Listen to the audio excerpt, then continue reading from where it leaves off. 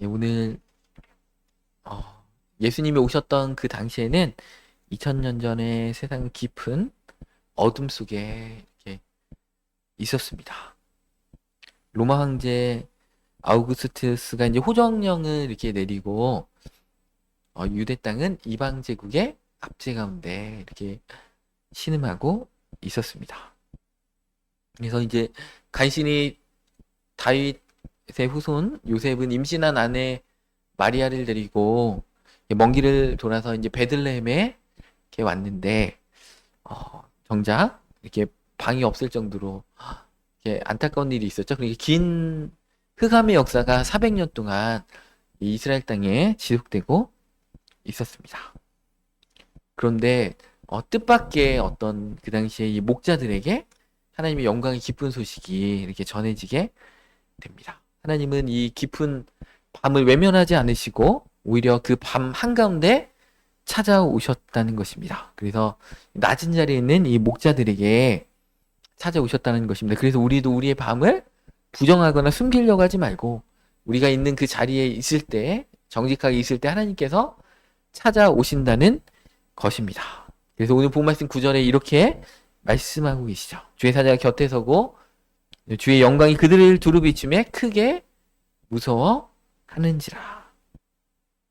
이렇게 말씀하고 계십니다. 이 목자들의 첫 반응은 무서워했다라는 것입니다. 성경에는 이제 반복적으로 두려움 가운데 떠는 자들에게 말씀을 하고 계십니다. 아브라함에게도 나타나셔서 이렇게 말씀하시죠. 아브라함이 그 소돔과 고모라에 잡혀 살던 이 롯이 포로로 있었는데, 그죠?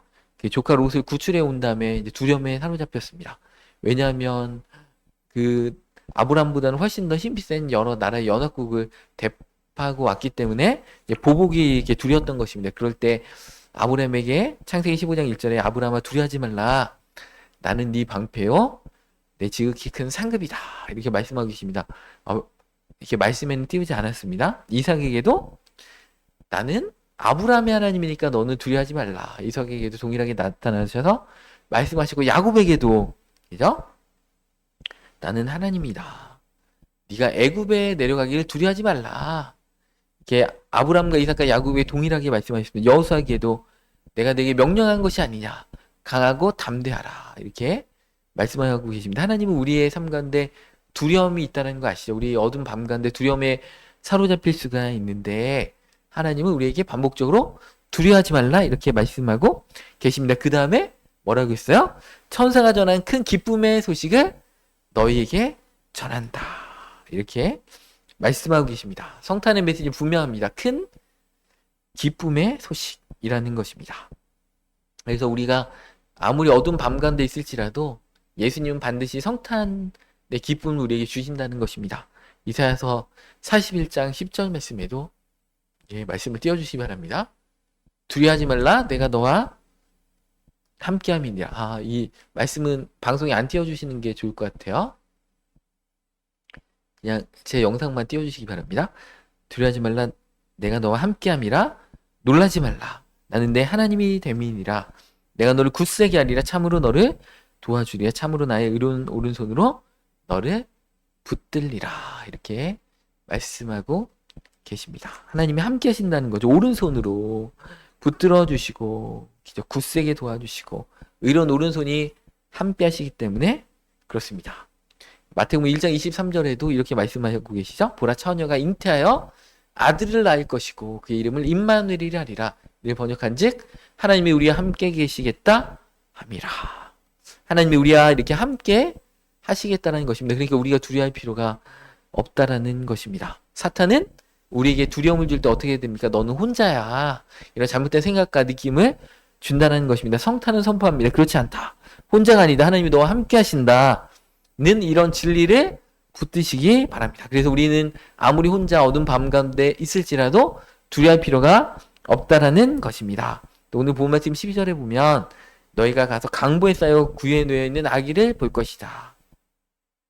그래서 그게 표적이라는 것이죠. 근데 이 표적이 놀라운 것입니다. 왜냐하면 그죠? 놀랍게 아름답게 태어나는 게 아니고 구유에 마국간의 구유에 강보에 쌓여 있는 아기가 그게 표적이라는 거예요. 하나님 우리 삶에 그런 표적을 주신다는 것입니다. 하나님을 내 아들이신 예수 그리스도를 철저히 낮추셔서 우리의 구원의 근거로 삼으셨다는 것입니다. 그래서 스스로 비우시고 가장 낮은 곳으로 예수님께서 내려오셨다는 것입니다. 왜 이렇게 낮은 곳으로 예수님이 내려오셨을까요? 고린도서 8장 9절에 보면 이렇게 나옵니다.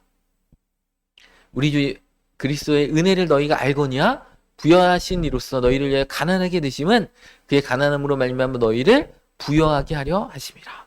우리를 부여하게 하기 위해서 예수님은 가난하게 태어나고 가난하게 평생 사셨다는 것입니다. 왜냐하면 우리를 위로하시고 우리에게 구원의 근거, 우리의 가난의 저주를 예수님이 다 짊어지시고 경험케 하시기 위해서 그렇다는 것입니다. 두 번째로 마태복음 2장 20절에 우리의 본이 되기 위해서 기죠. 우리 주 예수 그리스도의 은혜를 기죠. 인자가 온 것은 섬김을 받으려 함이 아니라 도리어 섬기려 하고 자기 목숨을 많은 사람의 대속물로 주려 함이니라.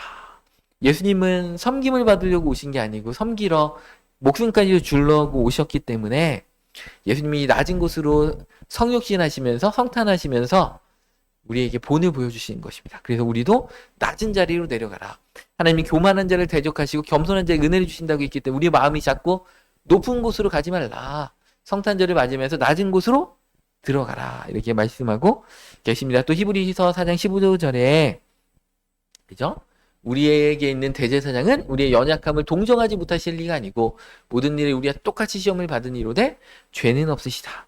우리의 연약함을 아시기 위해서 성육신 하실 때 이 마구간에 태어나셨다는 것입니다. 그래서 다 경험하셨다는 것이 우리랑 똑같이 감기 걸리시고 상처 받으시고 졸리시고 배고프시고 이런 경험들 똑같이 하셨다는 것입니다. 그게 성육신의 신비입니다. 마구간에 태어나신 신비입니다. 그래서 우리도 우리의 시선이 낮은 곳으로 향할 때 진정한 성탄의 기쁨을 경험하게 된다는 것입니다. 그리고 우리 성탄절은 선지자들부터 이스라엘 백성들이 몇백 년 동안 기다렸다는 것입니다. 우리도 하나님의 은혜가 우리 삶 가운데 있기를 기다리고 또 내일 예수 그리스도께서 탄생하시는 날에 크신 은혜, 성탄의 기쁨과 은혜를 우리에게 주실 것을 우리는 사모하며 기다려야 됩니다. 야고보서 5장 7절에 그러면 형제들아 주께서 강림하시기까지 길이 참으라. 보라 농부가 땅에서 귀한 열매를 바라고 길이 참아 이른 비와 늦은 비를 기다리나니 너희도 길이 참고 마음을 굳건하게 하라. 주의 강림이 가까우니라. 이렇게 말씀하고 계십니다. 주님이 강림하시기까지 농부가 귀한 열매를 기저 바라고 참는 것처럼 우리도 참고 기다려라 하는 것입니다. 그래서 성탄의 기쁨을 은혜를 기다리는 자에게는 하나님께서 반드시 은혜를 주시고 축복해 주신다는 것입니다. 그리고 우리 오늘 이렇게 보니까 목자들은 기다렸다가 이제 예수님을 메시아를 바로 오신다는 것을 바로 그날 응답을 받았잖아요. 그렇게 어떻게 됐습니까? 오늘 본 말씀 16절에 보니까 그죠? 빨리 가서 마리아 요셉과 그의 누인 아기를 찾아서 그죠? 베들레헴에 있다고 하니까 빨리 갔다는 것입니다. 즉각적으로 또 17절에 보고 천사가 자기들이 이 아기에 대해 말한 것을 전하니 빨리 가고 찾아서 전했다. 즉각적으로 움직였다라는 것입니다. 급히 즉시로 원어적으로는 그런 말입니다. 천사의 소식을 듣자마자 지체하지 말고 즉시로 즉각적으로 행동에 옮겼다는 것입니다. 근데 반면에 마태복음 2장의 그 동방박사와 헤롯의 이야기를 보면 헤롯이나 제사장이나 서기관들은 베들레헴에 예수 그리스도께서 태어나신다는 걸 분명히 알았지만 안 갑니다. 그 예루살렘 성이 소동했지만 안 갑니다. 거리가 불과 10km밖에 안 됩니다. 걸으면 2-3시간이면 갈 수 있는 거리를 안 갔다라는 것입니다. 그래서 성탄의 기쁨은 누가 누리느냐? 즉시로 순종하는 자에게 하나님이 함께 하신다는 것입니다. 그래서 이 목자들은 즉시로 순종해서 그 당시에는 가장 낮은 직업이라고 했잖아요. 천한 직업이고 그 재판의 증인으로서의 효력도 없는 자들이라고 주일 예배 때 말씀드렸던 것처럼 그런 자들에게 하나님은 그런 자들의 그 즉시로 순종하는 점을 보시고 그들에게 성탄의 기쁜 소식 제일 먼저 가르쳐 주신 것입니다. 동방박사는 예수님 태어나신 후에 한 2년 후에 오신 분이고 제일 먼저 이 목자들에게 말씀했다는 것입니다. 이게 이제 주님의 축복을, 성탄의 축복을 받는 자들의 특징입니다. 예수님의 제자들도 예수님이 나를 따르라니까 어떻게 됐습니까? 즉시로 배와 그물을 버려두고 예수님을 쫓았다. 결단이 빠르고 행동이 빠르고 순종이 빠른 자들은 통해서 하나님은 성탄의 기쁜 소식을 전하게 하시고 성탄의 제일 큰 축복을 내려주신다는 것입니다. 이 목자들은 신학적인 지식이 있었던 것도 아니고 성경학자도 아닙니다. 그렇지만 밤에 양떼를 이렇게 내어놓고 성탄의 기쁜 소식을 전하기 위해서 즉시로 순종했다라는 것입니다. 진정한 믿음은 즉각적인 순종으로 나타납니다. 야고보서 2장 17절에 행함이 없는 믿음은 죽은 믿음이다 이렇게 말씀하고 계시잖아요. 그죠? 그러니까 그 사람의 순종을 보면 그 사람의 행함을 알 수 있다. 믿음을 알 수 있다는 것입니다. 그죠? 이게 젊은 남녀 애인들 사이에도 그죠? 말로는 때우는데 행함이 하나도 없다. 그러면 진짜 사랑하는 게 아니죠. 말로는 다 사랑한다고 하는데 아무런 액션도 취하지 않고 아무런 행동도 하지 않는다면 그것은 사랑하지 않는 것이다. 거짓말하는 것이다. 그런 것처럼 우리도 주님을 사랑한다라고 말로만 고백하면서 주님을 위해서 어떠한 순종도 하지 않는다면 주님을 사랑하지 않는 것이다. 말로 때우고 외식하는 것이다. 이렇게 보면 되겠습니다. 목자들은 나중에 시간 되면 천천히 하지 그렇게 하지 않았습니다. 메시아의 탄생 소식이 너무나 중요한 일이기 때문에 즉시로 기쁨으로 그 한밤중에 달려갔다라는 것입니다. 우리도 그와 같은 자세로 예수님을 기다려야 되겠죠. 이제 몇 시간만 있으면 이제 성탄절이 오는데 예수님 우리에게 오십시오. 성탄의 기쁨과 축복을 함께 주십시오라고 우리가 달려가야 한다는 것입니다. 그리고 성탄절 예배는 은혜를 받으러만 오는 게 아니고 우리가 주님께 영광을 돌리게 오는 것이죠.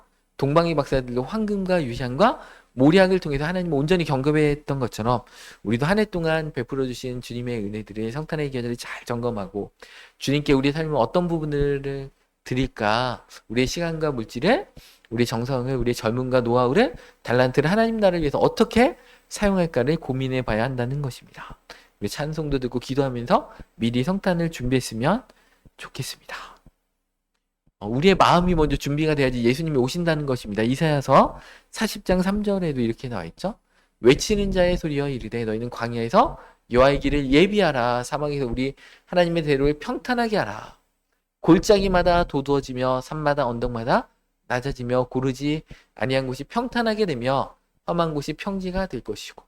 그러니까 대로를 평탄하게 하고 높아진 것은 낮추고 낮춘 것은 고르게 다 채워야만 그죠?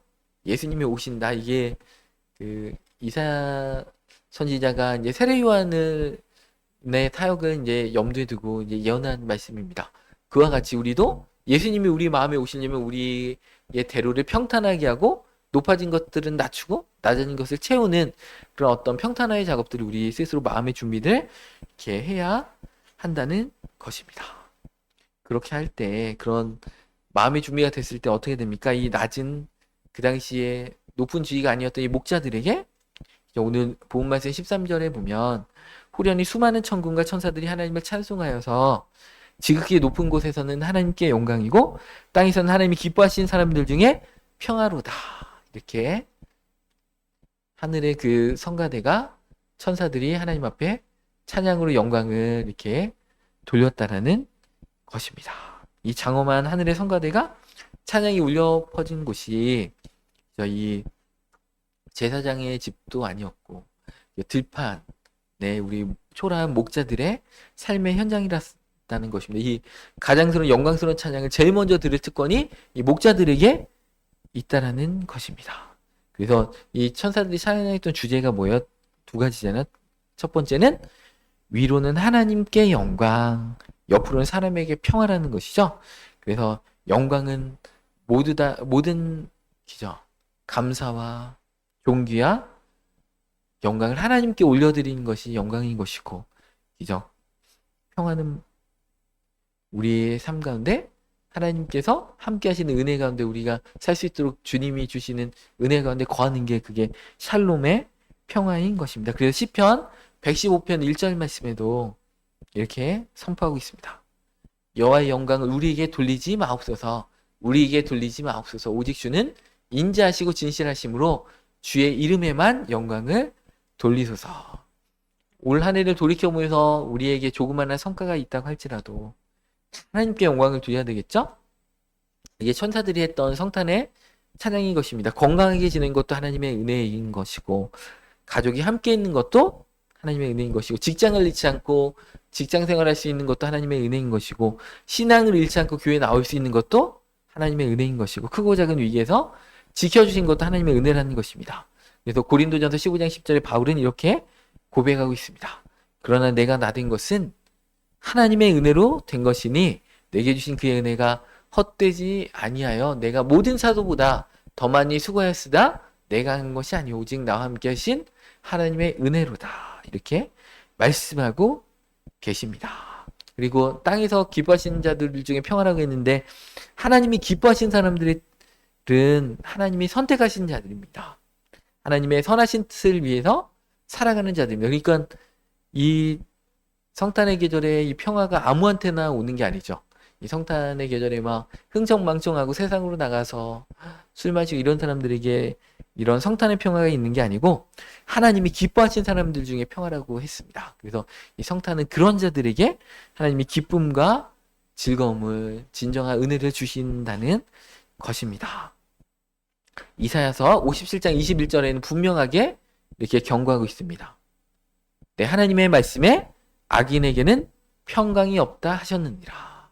악한 자에게는 평강이 없습니다.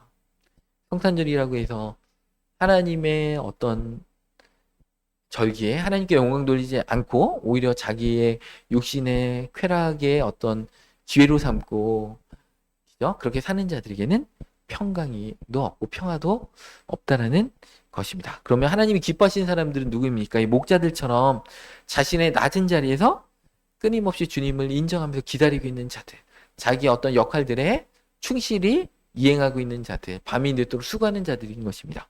또 구유처럼, 구유에 임하신 주님처럼 자신을 섬기는 삶으로, 낮아지는 삶으로 드리는 자들에게 이 평화로운 하나님의 그 은혜들이 있다라는 것입니다.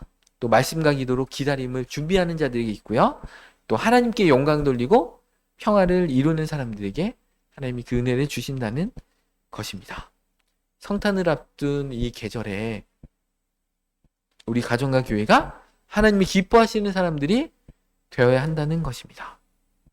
그래서 우리 삶 자체가 위로는 하나님께 영광을 돌리고 아래로는, 옆으로는 사람들에게 평화를 구현하는, 또 전파하는 그런 살아있는 찬양을 드리는 삶이 되어야 한다는 것입니다. 성탄은 하루에 있었던 일이지만 우리의 마음 가운데도 날마다 일어나야 한다는 것입니다. 특별히 내일 성탄절을 맞이해서 그렇게 일어나야 한다는 것입니다. 우리 마음 가운데 하나님이 역사를 시작하신 날이 성탄절인 것이죠. 요한복음 1장 14절 말씀이 육신이 되어 우리 가운데 거하심에 우리가 그의 영광을 보니 아버지의 독생자의 영광이요 은혜와 진리가 충만하더라는 것입니다. 이 우리 가운데 거하신다는 것은 헬라어 원어로 우리 가운데 장막을 치시고 우리와 함께 사신다는 것입니다. 이 말씀이 육신이 돼서 우리 가운데 거하신다는 게 얼마나 은혜인지 모릅니다. 그런데 누구와 함께 거처를 거하시고 거하시는지 우리 요한복음 14장 23절 말씀 보겠습니다. 예수께서 대답하여 이르시되 사람이 나를 사랑하면 내 말을 지키리니 내 아버지께서 그를 사랑하실 것이요 우리가 그에게 가서 거처를 그와 함께 하리라. 하나님의 말씀을 지키는 자, 하나님의 사랑에서 하나님의 말씀을 지키는 자들에게 그 하나님께서도 그를 사랑하시고 하나님과 예수님이 그의 삶 가운데 거처를 삼아 주신다. 말씀이 육신이 되어 우리 가운데 거하시고 은혜와 진리가 충만하게 우리 삶 가운데 함께 하신다라는 것입니다. 그래서 오늘 다시 한번 말씀을 정리해 보면 성탄을 우리 맞이하는 우리의 자세는 목자들처럼 자신의 마음을 솔직히 인정하고 자신의 형편과 처지 가운데 정직하게 하나님 앞에 있어야 된다는 것입니다. 그 다음에 두려워하지 말라. 임마누엘 하시는 주님을 신뢰하면서 그 두려움을 맡겨버리라는 것입니다. 세 번째로 구유의 주님처럼 우리도 낮은 곳을 선택해서 섬김과 나눔의 성탄을 준비하라는 것입니다. 또 네 번째로 우리는 기다리라는 것이죠. 말씀과 기도로 섬김과 화해를 하면서 하나님의 때를 기다리면 메시아는 오신다. 베들레헴에 오신다는 것입니다. 또 하나님을 찬양하는 하늘의 찬양을 이 땅 가운데 울려 퍼지도록 해야 된다는 것입니다. 하늘에는 하나님께 영광이고 이 땅에서는 하나님께 기뻐하심을 받은 자들 중에 평화가 있는 그런 일들을 우리 삶 가운데 실천해야 한다는 것입니다. 그렇게 살아갈 때 이미 오신 주님께서 오늘 우리 가운데 새롭게 임하실 것입니다. 그리고 다시 오실 주님을 소망 가운데 기다리는 진정한 성탄의 기쁨을 우리가 모두 다 누리게 될 것입니다. 복된 성탄을 준비하는 크리스마스 이브가 오늘이잖아요. 모두 다 그런 크신 은혜 가운데 다 들어가시기를 주님의 이름으로 축복합니다.